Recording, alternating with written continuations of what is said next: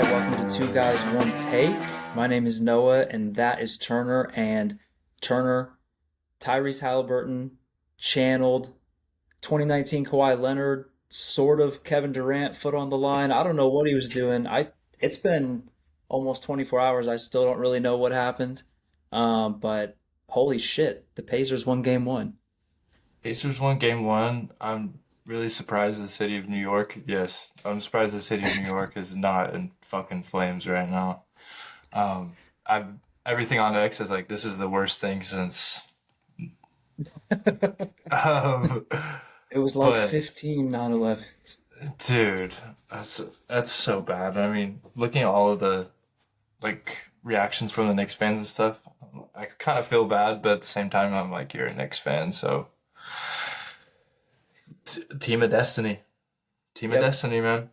Pacers have the Team of Destiny vibe. Just one more quick X thing that I saw. Somebody posted the the Falcons logo, but they made it orange and blue, and they were like the Knicks new logo. And then somebody quoted it and was like, "Buddy, they're the Knicks. They don't need a new logo. This is what they do.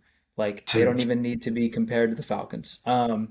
Yeah, I can't believe anything. So we tried to record last night, had some technical difficulties, so we're going again. But I'm kind of happy about that because I got to go like rewatch some of the game a little bit, and this was so ridiculous that I'm rewatching the game. I already know the result. I'm like watching the end of the fourth quarter, and I'm thinking in my head, the Pacers are gonna lose. Like I could, but Uh, I already know they won, but I'm literally thinking, I'm like, yeah, they lost. Like it's crazy. I forgot what the stat was. They said like being down, I think it was like 10 with like less than 2 minutes to go. They're like 0 and Mhm. 791, and now it's like 1 and Yes, 791, in the which playoffs. is Yes. uh, and then the Pacers have done it. I think it was like with I don't know with like 3 minutes left or something like that, down 14. Pacers have hmm done it like three times in this playoff, and it's only been done seven, which is Oh, fucking it's insane. even worse than that. It's only been done four times ever, and they have three of them. That's That's what's crazy. insane, dude. That is so Um, crazy. so this is just what they do, I guess, because they did this to the Cavs in that game. The Cavs should have won with where they didn't even have Garland or Mobley or Hunter, where Mitchell put the team on his back though and Yeah. tried his best to bring them, and they won that game. Then they beat the Bucks in that closeout game where Doc Rivers got memed again because that was ridiculous too. So this is just what they do. I guess we should just get used to it. I mean, I Like would be lying if a part of me said that I thought the Knicks were just going to run away with it, but I saw the score and I was like, man, this looks really fucking familiar. Like, they're really about to run it back again, which is wild. yeah, I when Neesmith started making threes, I kind of was like, oh, okay, nice. Good for Neesmith. He can bring some momentum into the next game. And then he just was like, no, actually, we're going to win this game. Like, we're actually just going to win this one. It was crazy. For I went into the series, I went into both these series thinking that we were going to get a Pacers Thunder finals. That was like my thought. This game actually made me, even though the Pacers won it, made me a little nervous about like the Knicks looked awesome on offense. They could get anything they wanted. Brunson and Towns could do whatever they wanted. The Pacers on the other end were kind of getting whatever they wanted too. This is just going to be one of those series that's high scoring, but I feel still pretty like I feel good that the Pacers won and I picked them to win. But if I was a Knicks fan, that sucks. But I would still feel okay. It makes game two a kind of a must win, but Oh, I'd yeah. feel okay going into it. They had a lot of things that worked for them. I don't think Neesmith's going to make eight threes in a game ever again forever. Um, hmm so I think they can feel okay going into game two, though. I agree. I mean, what an all-time meltdown by Josh Hart, too. Like, playing defense on, I think it was the Andrew Nemhard three at the end when he slipped, and that was Yeah, to bring it within two. And then also the back door that Naismith had in overtime that just kind of really, really made that gap bigger. And it's like, the come cut. on, man, you can't be doing that shit in OT. Uh, but dude, the Pacers, they look like they just don't give up. They got heart. they get their team like 1 through 10, man. They're battling. Like just looking at the box here, like you said, Naismith, 8 of 9 from three is wild. Like he's their second. He would have been their leading scorer if Tyrese Halliburton didn't hit that last shot. Um, Yeah, but no, I mean, Cat did have a good night, uh, and obviously Jalen Brunson did too. But they really held everyone else to less than 20. I mean, Mikal Bridges had 16, OG had 16, but nothing really else from anyone else. So, I mean, they did what they yeah. needed to do. They got a win at MSG, which is fucking crazy, dude. Which is You wild. get, No yeah, one would have it's thought. crazy. No, it's crazy, But and I love Halliburton becoming like a garden villain, kind of like Trey. I mean, he's better than Trey Young to me, like obviously, but the Trey Young at MSG, like he was kind of a villain back when the Knicks weren't as good in some of those lower stakes playoff games. So I love that Halliburton has become like, especially on the Pacers, which that's like probably the Knicks' biggest rival in playoff series with history. So I thought that was awesome to see. It was yeah, crazy for him to hit the choke while looking right at Reggie Miller. dude, that's Um, so crazy. And they would give Reggie that game too. It's like you couldn't have gave him yeah, because what is he the TNT guy? he's on the number one team for TNT. Yeah, so Yeah, I hate, but which fuck. I really don't like listening to Reggie. I've said this before, but it is fun, I guess, to have him on like a Pacers playoff game, even though it is like totally a conflict of interest because Dude. he's like trying his best to be neutral, but he's obviously like friends with Halliburton, like and mentors him a little bit. So it's just it's a little weird, um, but yeah, I mean, bottom line, one of the craziest games I've ever watched live. I still can't really even believe that it happened. Yeah. Um, I just keep looking so at the probabilities. Like they had yeah, the Knicks, it was like 99.7% chance to win, and then yeah, fucking Magic, dude. Magic. pretty ridiculous. Pretty ridiculous. I'm excited to see what the rest of the series has. Uh, Oh I yeah. think it's I think he's at least going to go 6 or 7 because I can see the Knicks. I feel like they've been playing on the road, like playing better on the road this playoff Hmm. stretch. So I don't think they're going to handle business in Indiana. But huge, Yeah. huge steal from the Pacers. Huge steal. Uh, so we'll see what the next one has. We'll see. Yep. We're also recording this before the Wolves. Wolves. Come Thunder. on, Thunder. So I mean, we can kind of touch on the last game, but and then we can also Yep. preview the tonight's game that's in like fucking 10 minutes. But no, it was just a beatdown from the Thunder, just a defensive, just slaughterhouse in my opinion. I think Alex Yeah. Caruso had, or no, J-Dub had 5 steals, I think it was 4 in the first half, and then he had 1 second. But I think I said before we had technical difficulties, but like it's tough when you're Ant and you're like matched up against J-Dub or you're matched up against Lou Dort because they switch on every. Doesn't matter if big man setting a pick and roll or what, but they always switch on that screen. And it's tough, dude, when you're like you think you're wearing someone down and then you hear that buzzer and someone's subbing in and it's fucking Alex Caruso and you're like another menace just coming after you. Yeah. So No, exactly. I found myself thinking during the game like this is a tough matchup for the Wolves, but then I was thinking it's a tough matchup for anybody that faces the Thunder because of what we've been saying the whole time and what you just said. The depth and the defensive ability of all the depth is makes them a ridiculous matchup for anybody. Because like you said, Ant gets a switch, it's Dort into J Dub, who are both plus defenders. Even if he gets a switch into Shea is like yeah, not a bad defender. It's not like he's, Trey Young or something like that, or like, somebody who's terrible on Steph. defense. Steph, exactly. Somebody you really target. He's still a good defender. It's just he needs to save his energy for offense. Um, then you combine that with the fact that Chet and Hardenstein are like looming down low. Caruso comes off the bench fresh. Case and Wallace comes off the bench fresh, and they just never let you get comfortable. Like if you hesitate even for a second with like what you want to decide to do on the wing or up at the top, it's a steal or you're Yeah. stuck. And then Mm. now seconds are ticking off the clock. So yeah, they go on these like defensive runs. Like right before halftime, it was pretty close game. Wolves were kind of in control. Julius Randle was playing really well, and I'm kind of thinking like, man, are the Thunder going to drop this game just because they're tired from a 7 game series? Like I wouldn't blame them.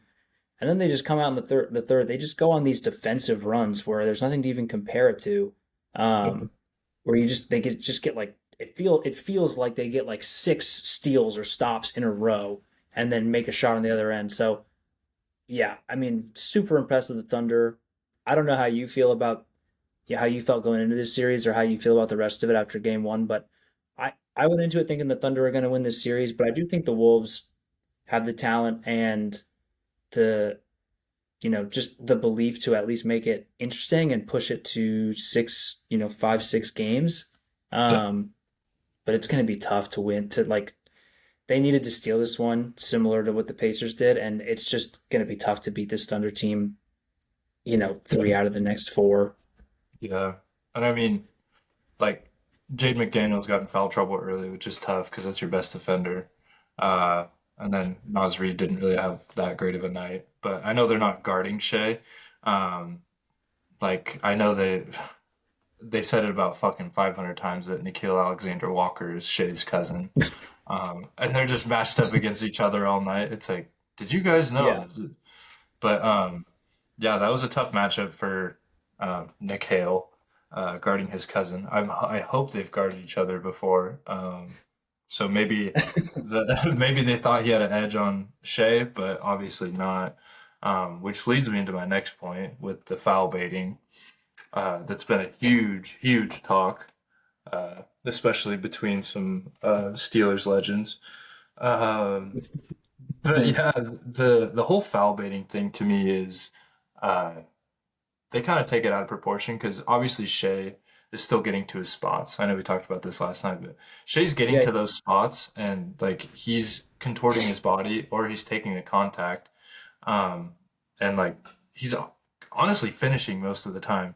But a lot of those like the contact that he's getting, those are fouls. It's not like they're like stupid little like bumps with the body or I don't know, getting like him getting tripped up. I know there was one call tonight where they took back, which was kind of a flop, but I mean everyone in the fucking league does it. So um, yeah, I don't think he's really foul baiting like everyone says he is, like not to a Jalen Brunson kind of a level, because Jalen Brunson's obviously looking for that every time. But I think Shea's just getting to his spots um, and like getting good looks. So it's kind of like you have to foul him or you're gonna give him like a free bucket. Because honestly, him going to the bucket and getting like his pull up game, they're all pretty consistent. So honestly, fouling him is all you can do sometimes. But I don't know what your take on it is. I mean, we're aligned on this because I think Shea is so good that you have to. I think it has a little bit of that.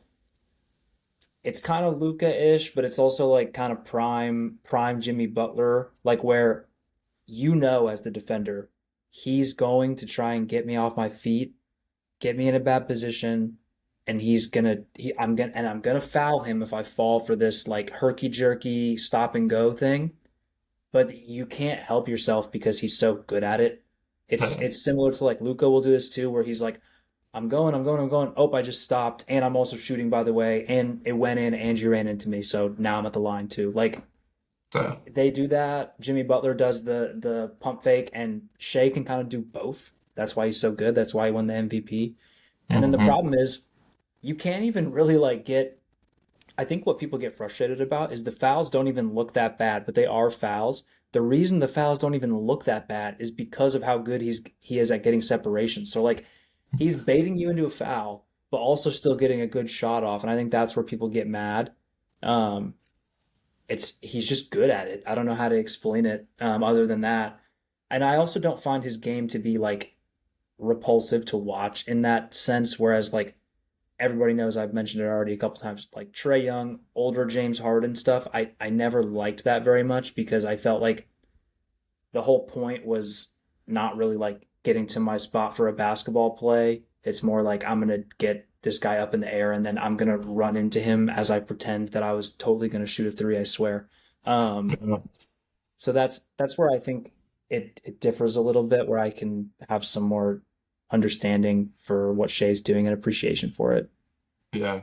Um, I know like him, Brunson, and Luca, their game is pretty similar when they're not like when they don't think they're gonna shoot threes. So like they're Hmm. obviously driving, like you said, they're driving to the hoop, they're pulling the fucking parking brake, stopping on a dime, or they'll like hit a step back. And as a defender, you have to jump. Like that's automatic for all those three of those players. So like, and obviously as an offensive player, you see that person in the air, you're gonna go into them. Like that's kind of just second nature to try to get that foul and go straight into him because you know that either the shot's going to be blocked or you're just going to keep pump faking right there. So it's a testament of how good they are with their feet and like just stopping on a dime. And you got to respect their pull ups every time. Like it'd be one thing if fucking, I don't know, Mitchell Robinson's hitting like step back fucking mid range. It's like you're not going to respect that. But yeah, I don't know how you defend it. I don't know how like the league, if this became an issue, I don't know how the league would change it at all. Other than like they tried to do it with the flopping thing, but that hasn't really affected anything. Like people are still flopping. Um, Yeah. so I don't know what everyone's quarrel is with it, honestly, because it's a part of the game. It's always been a part of the game. Like I think you said it last night, like Kobe did it. I mean, LeBron's always done it.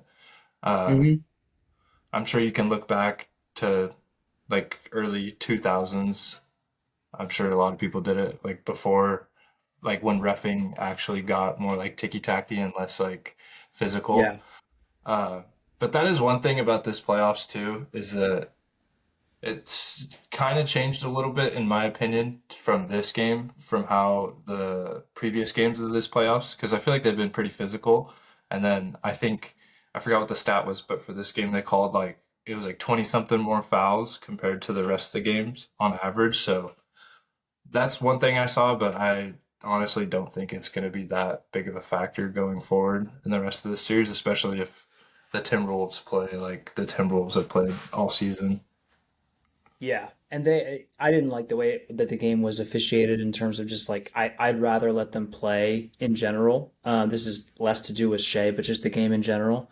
But to pretend that it had some crazy effect on the game that the Thunder dominated, and I think I saw somebody on X take all the Shea free throw attempts or makes out of the box score, and they still won by 15. So it's like, like I know that there was a little bit of a ticky tack whistle, but I think it's also something that unfortunately, like McDaniels, similar to Karl Anthony Towns, similar to a few others, has a bit of a reputation for getting a little too like handsy and too physical, and so refs look for that coming in.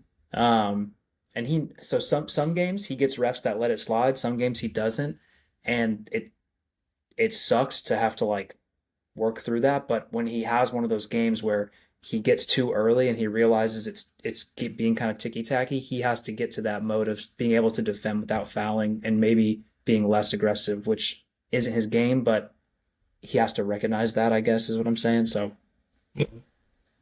Yeah. Well, I'm excited for this game tonight for sure. I hope. oh yeah, And I also it's been pissing me off too with the fucking every time there's a foul, everyone's asking for a replay, and I feel like it's just taking like that much longer. Um, I'm anti replay. Like in general, I don't even like I kind of wish we could go back to no coaches challenges. I know people probably aren't going to like that, but because I know it's not the goal. I get in arguments about this a lot with people with football, basketball, every sport. Not to go off on a tangent, but like it's not the goal of the game to have a perfect 100% everything went perfect product. It's supposed to be a little bit flawed. Um, it's the argument I make about football. Like people are like, why don't we just put a chip in the ball and then we'll know? Blah, blah, blah. as soon as the chip is in the ball, you're gonna be pissed when Yeah. your team, they're like, oh well, the chip said this, and you're gonna be complaining about the technology, and you're gonna miss the chain gang. You're against jobs if you want to chip in the football. The chain gang needs a job. So The chain I just gang think rules too, dude. the chain gang is the best. When they come out and the ref is like, come out, and they're like, and then the ref is like, It's that like shit is the best. some It's very dramatic, and you're gonna uh, miss that, you know? yeah, it's like some 50-year-old too that just doesn't It, have anything else to do on Sundays. It's awesome. they're Dude, like, yeah, but I've been the I chain gang know. guy for the Titans since I was 10. I was a ball boy, and then they moved me up to chain gang. I'm hoping to get water next year. Exactly. But I know exactly what you're saying with the whole like replay system and people getting pissed off if they took that out. Because like you look at like Major League Baseball, they did it in the minor leagues for a little bit, like the automated strike zone. It's like people hated that because it Yeah. takes a lot out of the game if you really look at it. Like especially for catchers, like catchers don't have to frame anything. They really don't have to work back there. They just have to catch the ball and that's it. And you're getting ball and strike calls from a fucking robot. And then people are getting pissed about that, but it's like, okay, well, don't you want like more consistency or what's going on? And they're like, oh, it takes the like the human aspect out of everything. And it's like, well, Yeah. that's how every sport is going now. So there's always going to be People a don't know debate what they about it. But they just don't know what they want. That's the main thing. And like, I'm sorry, but the robo ump thing, like for me, maybe it'd be better for the game because it'd be a perfect strike zone. It's fun to complain about the umpire, okay? It's fun to get mad about the umpire, and it's fun for me to watch Booney get thrown out of the game because of it. this thing So is gonna don't get take my tossed. umpires away. Yeah, bro. Yeah. And I don't know if they can come up with a different rule for NBA. It's like not letting like only officials challenges in the last 2 minutes or something like that. Cause and like only allowing one like Yeah, challenge a half from like the coach. But it's too much for me, yeah. in my opinion. Hopefully they'll find a better system. But that was a No, it crazy slows it tangent. down. That was a crazy tangent. Uh, Yeah, basketball. We can go. Let's go to puck, man. Let's go to puck. Let's Dude, talk about. Actually, first, let's huge, not huge, but shout out to Colts community. Um, yeah, Jim Irsay passing away yesterday. It was really just out of nowhere. And it kind of ties in with the Pacers thing, Team of Destiny, but passed away early yesterday morning, which was crazy because he sent out a tweet about the Pacers right before. So yeah, yeah. Super sad. R.I.P. Jim Irsay, one of the like most like he was like a caricature of himself. It was crazy to watch him as like operate as an owner. He had his flaws obviously, and people like to point those out, but he was always entertaining. I love that he would tweet and let me know on Sunday if the roof was going to be open or not. Because I mean, I just thought that was electric for him to be like, the roof is going to be open at Lucas Oil today. Let's go. yeah. I don't know what just happened. I froze for a second. I don't know why, but that's tough for Colts fans. But hopefully, I mean, they might turn around this year. Now, fuck, I'm gonna go on their overs for the wins. Uh, Yeah, true. yeah, and then yeah, we can go to the Leafs, man. We can talk puck. Yeah, they laid another Yeah. egg. Well, I know it's been a few days now, but the Leafs did the Leafs thing again. They fucking laid an egg in a game seven. I'm not a Leafs fan at all, but they're just kind of the, the biggest, market in hockey for Toronto. So obviously I was excited for a game seven. A game seven in any sport's always electric. I'm on a plane coming back from St. Louis. I'm next to seriously the largest guy I've ever sat next to in any situation, Ever. trying to watch this game seven ever. football game, baseball game, plane, anything. Life. Like he should have had to buy two seats. Like it didn't even make any sense for me to be next to him. Um so anyway, I'm watching this along with the Subway series on my phone on a plane, which is crazy. I have a dual screen on my phone. Shout out to YouTube TV. Um Watching this game seven, ended up taking that one off the screen because they just got fucking killed. And at second period on, they looked awful. And you know, Marner and Matthews again just don't deliver in a big game. Nylander too this time, but at least he's delivered in the past. Um, I don't really know where they go from here. Marner's going to go get a bag somewhere, but the Panthers look scary. I'm scared for the Jets obviously RIP, but the Canes are the other half of my cup final bet. They just lost to the Panthers. They're playing them right now. They're losing 3-0. Damn. The Panthers are just rolling again. Um, I don't know who is gonna get in their way. Honestly, they're on their way to making their third Cup final in a row. They could win two in a row. This just seems like kind of like the next Tampa dynasty. And it's in Florida again, just on the other side of the state. So, Which is wild to shout me. out to them for playing really well. Oh, Yeah, it's great. Florida's just like a hockey hotbed now because of the no tax and it's super chilled. The players love it and they built a culture down there. So shout out to the Panthers. They played really well. People are going to focus on obviously the Leafs laying an egg as they should, but the Panthers also just played really good yeah. and they're just a very good team. Mm-hmm. But yeah, watching puck and watching baseball like live streaming on a plane just feels fucking fantastic. Like when you can get the Wi-Fi to work good enough to do that on a plane, I don't care who I'm sitting next to. This big guy, nobody. I feel like a king. So I'm happy about it. Oh shit, man. I'm sorry you had to go through that. Sounds like you had a good weekend though. Dude, yeah, overall St. Louis for 36 hours, went to a wedding, and then came right back. Rented a Tesla, first time I've ever driven a Tesla.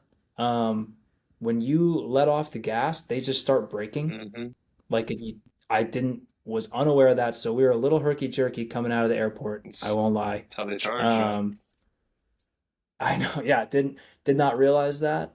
Um, but also maybe I'm an idiot. I've never had an electric car. I didn't know they were charging us money to charge the car. I'm stupid because we live in like we live in America. Obviously, they're going to charge you money to they're not just going to let Charge you the have free electricity. That's fucking stupid. But in my head, I was like, oh, I'll just go plug it in when we get to the hotel. And then I was like, oh, I gotta put my fucking card in. Oh, it's not free. I don't know why I thought it was free. Dumb thought. Hand up. Dumb thought. Um, but it was fun. It was fun. Haven't been back to the Midwest in a while. But yeah, flight back, brutal. I'll just tell one more thing about this guy. At one point, I feel bad going in on this guy, but he asked for it. At one point, he dropped his phone and his empty Coke can, and he had to tap me to pick it up for him because he couldn't physically get himself over to the ground enough to pick it up. And I just think you don't have to be fucking like a bodybuilder, but like, dude, if you have to tap the guy next to you on a plane to pick up your phone on the ground, maybe just get a little bit into the gym. A little bit. Please. Just a little bit. Help Please. my man out. Begging. Begging you. Dude, I'm going on some crazy tangents today, but I'm glad you had a good fucking trip though. Hey, I was watching the Subway series on the flight. What's better than that? Yeah, we can get into Subway series, man. I was gonna talk to you about that. Uh, Yeah. classic little. Um. It was a little 2-1 action. Yankees took the Yep. series. Yep. Yeah. Yanks took the series 2-1. Yanks are on a bit of a heater. Just swept the Rangers this week as well. So Yankees are starting to heat up. Subway series was fucking awesome. I don't know what happened to Juan Soto. I went into the series ready to make fun of him like I have all year because he's fat. And so Oh, I was ready to let the fat jokes fly. I was ready to make fun of him. By the end of the series, I'm kind of just alarmed. This isn't like the Soto that we saw in New York or back in the day with the Nationals. Um, the Padres years were weird. Like he was still really good there, but it just obviously wasn't like the place he wanted to be. So like, but him with the Mets, this tenure has just been really odd. He looks like he has like no fun playing. He looks really checked out. He's not hustling at all. And then he's saying like, "I think I'm hustling." Um, it's just bad this quickly into such a large contract that it's so off, and that he obviously is like not in the best mood about being there. yeah. So it's just weird.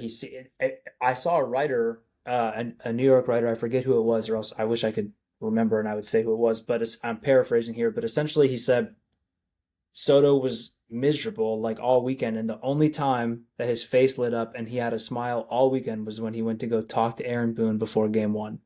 That's what they said. And so I'm Insane. just like, it's just a little weird to me. And hey, if I had to go suit up next to King of the Cornballs, Pete Alonso, every day, I'd probably be a little upset too. Yeah. I mean, it must be brutal to play with that guy. Um, but it's just weird. It's alarming. And then this Red Sox series, he took like 16 straight pitches and struck out like two or three times in a row Insane. because of it. It's just very weird. I've seen like weird stuff on it that like because they dropped him in the order, and then he took like two straight at bats. He didn't even get the bat off his shoulders, and they're like, "Oh, he's retaliating against like the coaching staff and stuff." And I was like, "I don't think so. I just don't think he really wants to play, to be honest, right now," which is crazy. Yeah. I mean, but also he doesn't. In reality, he doesn't really need to do shit. Like he has all that money guaranteed. He doesn't need to fucking show up. He can do anything No. he wants. And I've also seen a couple things which was kind of alarming to me. That there's been a couple series where he hasn't flown with the team. He's like flown his own private Yeah. jet. I don't know if that was kind of like taken out of context, but I know his family came and visited a couple times, so I don't know if he just wanted to hop on a plane with them. But yeah, I don't fucking know. That's weird to me. Yeah. It's gotten to the point that it's alarming. I like to have fun and make fun of him, and obviously I like Soto. He gave me an awesome year Yeah, with the Yankees, went to the World Series. He gave me like my probably my favorite moment as a fan since I was like 9 is him hitting the home run against the Guardians to basically send us to the World Series. And that bat was awesome, and so I want him to do well. It's good for the game. But I do got to say, I love seeing the Mets fans freak out. I saw Frank tweet. This is the best tweet. I have to read it. Frank the Tank tweeted, Juan Soto has fucking quit. He is Daniel Vogelbach. He doesn't even want to swing the bat. He wants to watch the Yankees game. He sits and weeps at a picture of Judge at night in his Yankees pajamas. fuck, dude. It feels so bad for Frank the Tank, man. He comes after Yeah, McGill and Juan Soto all the fucking time. It's so funny.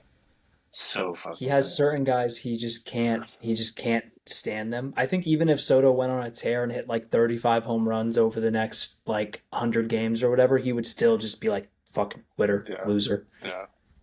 It's tough to get on Frank's But side, man. Um, once you're on the bad side. I'm glad the Yankees are doing good, man, because the fucking Pirates. I mean, I think they lost today against the Reds, but they beat them Yeah. the other day. Uh, and I just want to shout out Paul Skeens for still pitching his ass off, even for fucking no getting zero run support. I think he's like one in Yeah. five right now, which is crazy because his ERA is under three. Uh, Yeah, it's in the low twos. which is, dude, that's so crazy to me. But we'll see. Yeah. We'll just fucking see what happens, man. Um, to the guy that fell out of the stands, he's doing good. Some guy got arrested for giving him alcohol. Yeah. Did you see that? That was crazy. Yeah, because the guy's 20 that fell, Didn't and know some that. guy had been buying him out Yeah, drinks. didn't know that. That's fucking wild. Um, It's Yeah. enough on the Pirates. Nightmare situation. Nightmare situation. Enough on the Pirates. They've been talking about trading Paul Skeens, which is wild. I don't know why the fuck you trade your best player and probably the Cy Young winner. Um, but yeah, I heard you had some talk on the Cardinals, man, because they've been on a tear. The Cardinals won't stop winning. I was just in St. Louis, and everybody in St. Louis is a Cardinals fan, obviously. So everybody at this wedding that's from the area is a Cardinals fan. So I wanted to get a gauge, of how the people are feeling locally, Yeah, and they feel like it's 2006, man. They feel like they're gonna go all the way. They just like the vibes are extremely high. I don't know if they're gonna keep winning like this. They just simply haven't been able to lose. Um, I've been impressed with the offense, obviously, but also the staff is like Miles fucking Mikolas yeah, is like pitching well. Sonny Gray hasn't been pitching well, but he's been pitching well lately. Um, I just think for a team that was like ready to trade Nolan Arenado this offseason and like reset, it's pretty cool that Arenado was like, no, actually, you're not going to do that, and we're just gonna be good. I just think it's exciting for them. I like when the Cardinals do well. I like whenever any small market team like does well, which I know like people like to hate on the Yankees because you buy your players in big market and whatever, but like I enjoy like when the Brewers are good or like the Royals are good. I think yeah, it's fun. So yeah, um I just wanted to shout out the Cardinals for being on a fucking tear. yeah. Jose Alvarado PEDs though. Just crazy, dude. Basketball player or baseball player? Which one? I know the basketball player ain't fucking on PED. That boy's skinny as fuck. Uh, Grand Theft Alvarado. dude, but everyone's been fucking clowning him because they're saying it's Ozempic. It's like, man, come on. Because he came out and said to a reporter, like, I think it was a week before it happened. He's like, I'm becoming a fat boy, and it's like, damn, they really got him self conscious. But no, fucking, I guess he was on some sort of test. I guess he didn't know that he couldn't take tests, which is wild. But yeah, that sucks. One of the best relievers in That's baseball. what I would say if I got caught. I don't know. That's what I would say if I got caught. I'd just be like, "What? Yeah, You can't? What do you mean you can't?" me? You talking about me? Um, sorry, Me? sorry, I went off a little bit because I was helping my friend sign into my YouTube TV because he's a Thunder fan and he's in Turkey right now. Ishtam Bell. Turkey? Yeah. Shout Oh out, my God. shout out, Rob. Shout out Rob. Shout out Turkey. Yeah. Um, but yeah, weird. Baseball's. It's kind of at that weird point where I think we're like a quarter of the way into the season. Um, so teams are kind of getting separated a little bit. Yeah. But yeah, that's the baseball. But just wanted to touch on touch on the girls a little bit with the WNBA. I don't know why I said touch on the girls. Pause. That's fucking weird. Um, but yeah, opening day. Opening day for the WNBA was fucking had a lot of controversy in it. With Yeah, the go off. the Angel Reese and Caitlin Clark beef. First, I want to say I had a little bit of time to think about it, but I think Angel Reese hates Caitlin Clark. I don't think Caitlin Clark hates Angel Reese because I think Caitlin Clark literally just shows up to hoop and like I feel like she just looks at the schedule and then she's like, "Fuck, I'm playing the Chicago Sky." It's like, God damn it, some shit's about to go down because she's always getting absolutely checked or just the dumbest fucking fouls ever, and people are honestly looks like they're trying to go after her and hurt her. But I think Caitlin Clark is just eats, breathes, sleeps basketball, and she's like, I'm literally just trying to hoop.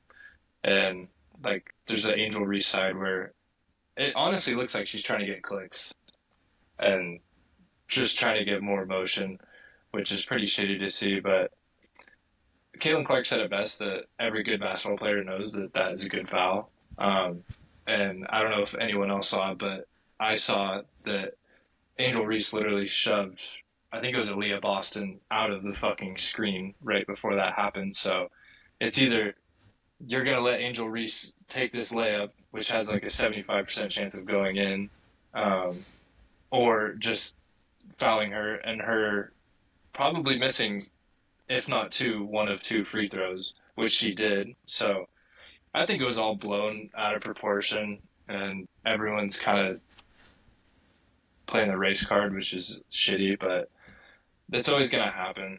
Um, and the whole thing with Angel coming out and saying um, they're watching women's basketball because of Me Too and not just Caitlin Clark is, I still think it's not that true. I know a lot of people that didn't watch the WNBA before, and now they are just because of Caitlin Clark. So I don't know.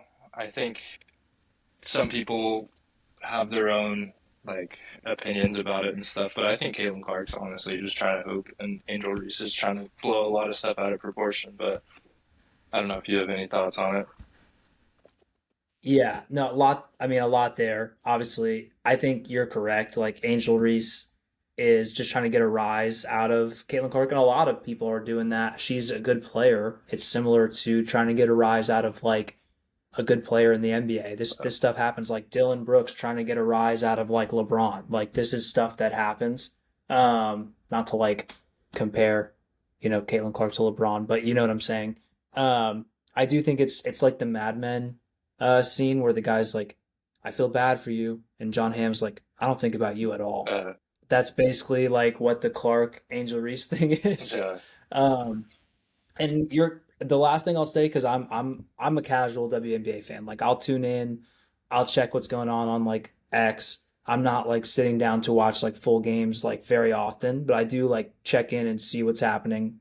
Um, I didn't do any of that. I didn't even watch a single second of it until Caitlin Clark was awesome at Iowa, and then I would watch college women's basketball, and then now I'm watching her like with the Fever, and I would never have even considered like going to a game here in Seattle for the Storm, like even though they were good, whenever I moved here.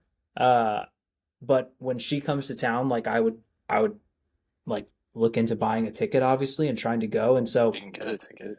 I wouldn't, I, I wouldn't have done that for Angel Reese, like coming to town, is all I'll say, as a casual fan. Yeah. So Well, and like she's wrong on that. like in Dallas, they had to move sites because they wanted to sell more tickets because it was sold out within like Yeah. 30 minutes of them going live. So, I mean, you can't say that she's not changing the game. I mean, she's changing a lot of women's sports too. Like people are tuning into NWSL now. Like I watch NWSL pretty regularly. So Yeah. I think she's just good.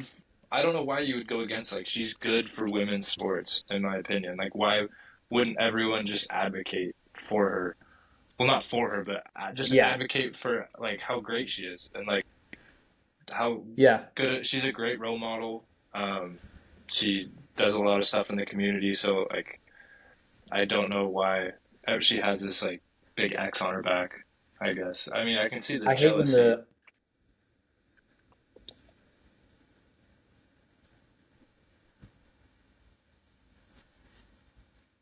Yeah, I hate when the race card gets brought into it. I hated it whenever it happened with uh Jokic and Embiid, like for MVP a few years ago. Yeah, Like when that gets brought into it, it just gets really ugly and it's not about sports. But I do think the controversy that comes up with Caitlin Clark and whether it's Angel Reese or somebody else, it does bring clicks to the league at the end of the day. So like as much as it's annoying, um, it does make more people interested in some way whenever there's a controversy. But and some of those people are RG3 and Ryan Clark who have been getting into it on the old X app. too. Um, don't know if you want to speak for your former Steeler Ryan Clark, but I mean, Brian Clark has I forgot what his podcast is called, but the pivot, I yeah, the think. pivot. I feel like he tries to turn things. He tries to make himself seem a lot more philosophical than he is. Like, can I just get like an out of pocket take from you? Can I get like a Skip Bayless or a Stephen A. Smith take out of you?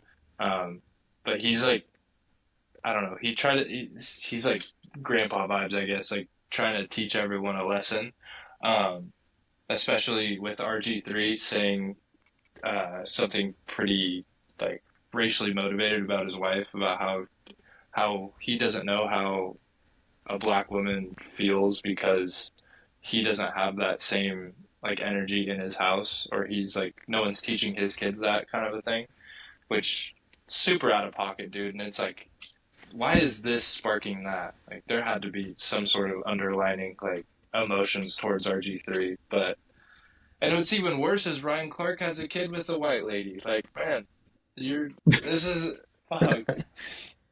But that also brings up that RG3 keeps calling his wife a tall glass of milk, which I think is pretty fucking funny. Yes. Pretty fucking funny. It's and he keeps saying like cookies and milk and stuff like that, and it's just like, dude, like that's I mean, okay. Yeah. But yeah, I just think it's funny that all of this started with like a simple like foul, and then now like 4 days later, 5 days later, Ryan Clark and RG3 are like having like a race war Yeah. on X. It's It kind of crazy. is fucking crazy. But yeah, I don't know. It's also I did you see your son's CEO, man? Yeah. Um yeah, wow. We're really getting into the W now. Yeah. Yeah, Josh Barlstein apparently was having an affair with a WNBA player. Hmm. And he's married. The Suns just can't like the Suns like they can't get out of their own way with some of this like front office ownership stuff. They just simply cannot stop committing adultery or like sexually charged assault. Yeah. Uh, I don't know how to make them stop, but they just can't. Um, Just crazy. and we're just a clown show. Like, you know, sometimes as a sports fan, you just have to step back and just be like, are we the biggest clown show in the league? And I think for the Suns, we're pretty close. Like, Yeah. we're not as big of a clown show as like the Hornets are terrible and they employ like Miles Bridges. Like, that's a clown show. Hmm. Um, there's other teams that are a joke, but like in terms of just insanity and like tomfoolery, the Suns are up there with the best of them. Yeah. They also came out and So said that none of that is true. I just wanted to see what you thought about it. yeah, I mean, of course they're coming out to say that. It seems pretty true to me. But who knows? It was also a security guard that said that, which was weird as fuck. But Yeah. yeah. So yeah, and by the way, this entire conversation is allegedly. Allegedly, this is what happened. Mm. So that's a very important word. Yeah, and Noah's going to be going to more Storm games in the future. Yeah, I'm gonna be hitting some Storm games. I think going in person might be best for me because I do watch on TV like I'm in and out, like making dinner and stuff like that, but I think going in person would be much more fun. Oh, fuck yeah. Fuck yeah. Uh, and then I would just want to get your take. I know they voted on it recently, and neither of them passed. But the tush push ban, and then the Lions asking to restructure the playoffs. Um, yeah. So I mean, my take on the tush push is if you can't fucking beat them, man, join them. And the only reason it works is because of Yeah. the guy snapping the ball. Like Jalen Hurts squats 500 pounds, man. There's a reason he pushes piles. Like it's not just that offensive line. They have a great offensive line, but you still, I mean, you got Jalen Hurts and then you got Saquon Barkley pushing you in the back. So Yeah. I don't know. No, yeah. Their offensive line is huge, and so that helps. Yeah. So I don't know what your take is on it. Well, yeah, their offensive line is huge. The Bills tried to do it a few times in the playoffs, and they did it a few times, and they got stuffed a few times because I think if you practice it and you're good at it, then you're going to be able to do it in a game well. But if you never practice it, if you're scared to do it, if you don't have the right quarterback for it, then you can't do it. I get why teams want to ban it. I think the Seahawks actually voted to ban it, It but was like you got 20, to just be able to stop it. I think it was 21 to 11, the voting was. So, I mean, Hmm. there's a good spread. It's not like it was like pretty one-sided. Uh, but I think the Packers imposed Yeah, it, and yeah, which was crazy because in the NFC playoff game against the Packers, the score was 21-11. So we're wild. Love sports. But the home field advantage thing for the playoffs kind of intrigued me. So they would restructure it that like if what happened last year, I think it was the NFC North, with how the like Vikings was it Vikings, Lions, and Packers. Packers, they all got seeded. So they just wanted to make it Yeah, like if you have a better record, obviously you'd have home field advantage over um, other teams. Like I think people were mad about the Texans like barely squeaking in and getting that home field advantage um, against I forgot who it was, but I think it was the yeah, Chargers. I'm not too sure, but Chargers. but I think it'd be interesting. I don't know. It kind of just takes the whole like purpose of a division out of it.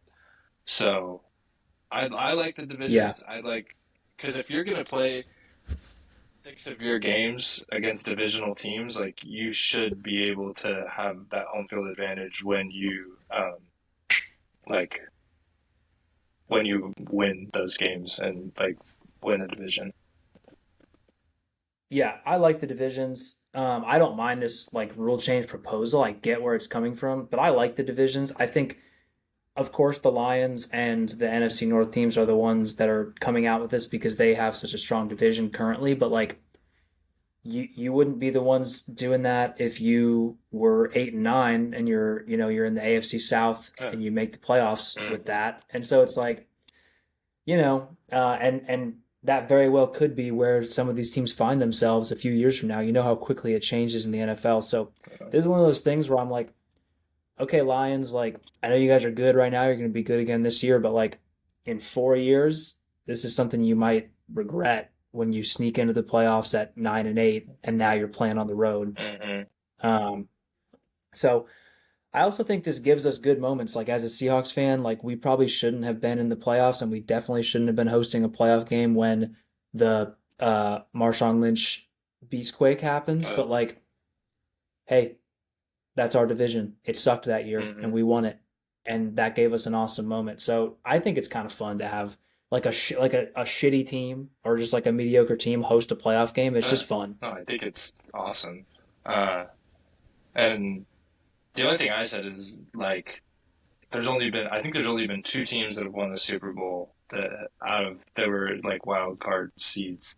I know one of them was the Steelers, so shout out to Steelers. So I don't think it really Giants, Giants and Steelers. Oh yeah, because that's when they beat Tom, right? Eli, God damn, Eli. Oh yeah, God damn. Um, but yeah, I don't think it really changes a whole lot if they did it that way. Obviously, the better team's still gonna win, whether you have home field advantage or not. The only thing I could really see it changing is if there's like obviously a Florida team or a California team that has to go to a cold weather game. That's the only thing that really yeah, changes, in my opinion. So yeah, I'm glad yeah. they I didn't don't go think through. home field is. I don't think home field is as uh, important as it used to be with how good travel is and everything like that. I also think people complaining about the Texans. It's like I don't know if the Chargers were complaining about it because they were the team that had to go there, but it's like, hey, Justin Herbert, maybe don't throw like multiple terrible interceptions in the game and then you'll probably still win. Yes, I agree. I agree very much. Uh, but yeah, but also another touch on football. The NFL is letting NFL players play flag football in the next Olympics, which is going to be absolutely insane. Uh, Oh yeah, yeah. couldn't be more excited about this. Oh my God, when they announced this, I've just been thinking about like a short little man from like Germany trying to chase down Tyreek Hill or like Justin Jefferson, like trying to go contested catch with some of these guys. I just I think it's gonna be so funny. I hope all of them play this first year. Like I hope all the good players, because I'm sure later down the line somebody will get hurt, Yeah.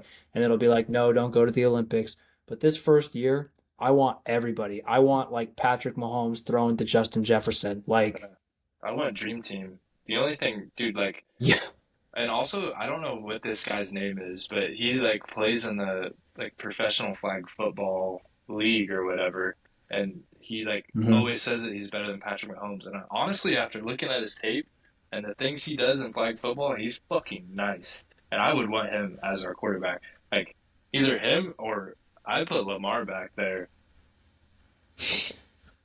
Is it a 3 second pass rush? Is that what it is? And then you can rush the passer I and think run? Like, well, I don't even know the I rules. don't either, but I think so. I think it's like I want Because to say it's 5-on-5, but I'm not too okay, sure.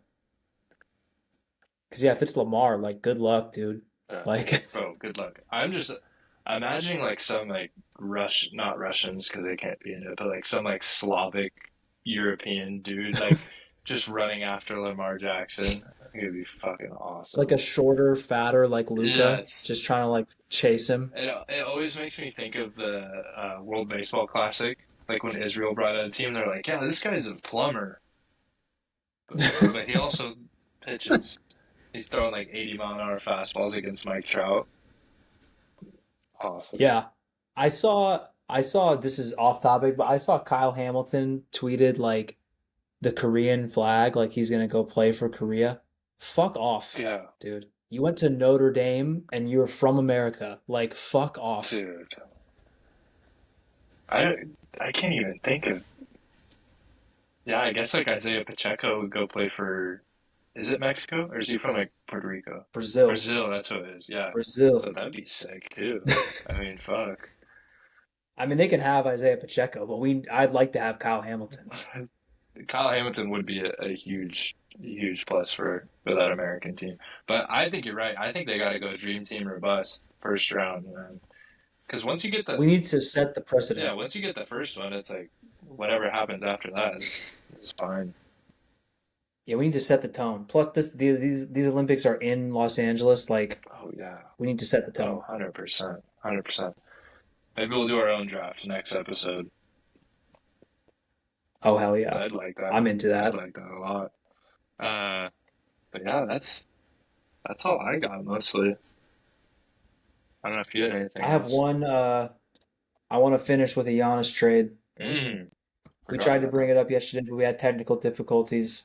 I just want to say, whatever. Giannis hasn't like he did a Q&A in the middle of like these trade whatever. Most Um, honest thing and ever. so I just started exactly. So I just started thinking about like these different Giannis trades, and I know like the main players. We already talked about them. The Nets, the Rockets. Some of these teams that could actually make it work. I started thinking about um, the Hawks, Atlanta. I think like get Trey Young, like make Giannis like a rim running like lob threat. Um, so the trade I came up with, and this is like blasphemy, but I think it could work. Giannis to the Hawks. That's it. They get Giannis. The Bucks get Jalen Johnson, Reese, 2 firsts this year, a first in 2030, and 2 second round picks in 2027 and 2030. That's Bucks crazy. fans are going to tell me that that's crazy, but go watch Jalen Johnson. He's fucking good. Okay? He's really good. He's not Giannis, but he's really good. And Reese, we'll see. I think Reese is going to be good still, but that can be debated. But at the very least, you get two guys. One that I think you can build around Jalen Johnson. I'll die on that hill. I like Jalen Johnson, and you get 3 firsts. So you get some of your picks back, not your picks back, but you get some picks back.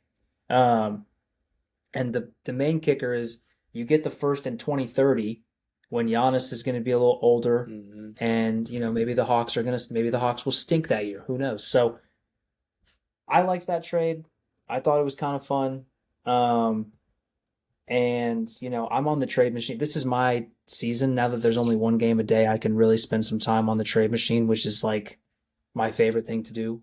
So I got a lot of trades I've been cooking up. Huh. Noah's trades. I love it. Oh, there's another thing. Fuck, dude. That's Did all I you got. see Marvin Harrison? That boy is big for no Yeah, he's reason. been in the weight room for For sure. no reason. He could eat an apple through a fence, though. That's for damn sure. No, he's He's been in the weight room for sure. Oh, my dog's And barking. Barkley, Oh no. Chuck. Barkley, why? He's trying to be the big dog. He's trying to be like Marvin Harrison. Um, yeah, all that just to get locked up by Devin Witherspoon. Crazy. All I mean, who sees? They got fucking little man running out there throwing in bombs. So we'll see. We We'll will see. fucking We'll see. see. But great episode. Well, damn. We made it through the ep without the technical difficulties this time. Great. Last night was rough. Last night was rough. Sorry again, y'all. Thanks for waiting an extra day to our loyal 36 subscribers. Let's make it 40 by next ep. We'll get What do you we'll, guys we'll say? get 40. We'll get 40 for sure. But everyone liked the All right. video, like the reels, Yep, like, sub, subscribe, follow the keep following. X, Insta. We Yep, post pretty often. Uh, pretty often. and yeah, I All just right. We'll see y'all on Sunday. appreciate y'all.